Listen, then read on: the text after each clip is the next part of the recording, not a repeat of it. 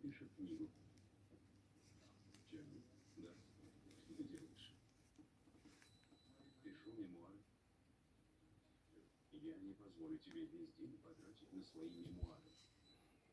Астингрид, ты играешь в них очень значимую роль. Еще бы. Я тебе всю твою жизнь помогаю. Но помогает мне в основном Коля, а у тебя роль главного злодея. Я злодей? Можно и так сказать. Но роль у тебя большая. Чарли, а какая роль у меня?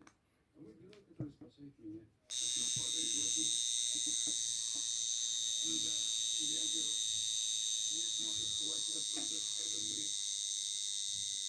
Не злись из-за того, что ты злодей. Я в твоей жизни не злодей. Если бы не я, ты бы до сих пор продавал бургеры. Не понимаю, почему я злодей. Включай этот разговор в свою книгу. Надо будет ее прочесть. Нам принесли гравюру Рембрандта с изображением, возможно, его матери. Я хочу узнать, какого она состояния и сколько стоит. Мне должен помочь Брэд. Привет, Брэд. Фантастика. Что может быть лучше Рембрандта? Согласна на 1000%. Рембрандт, наверное, самый почитаемый гравировщик всех времен. До него никто не придавал значения тонкости изображения лица.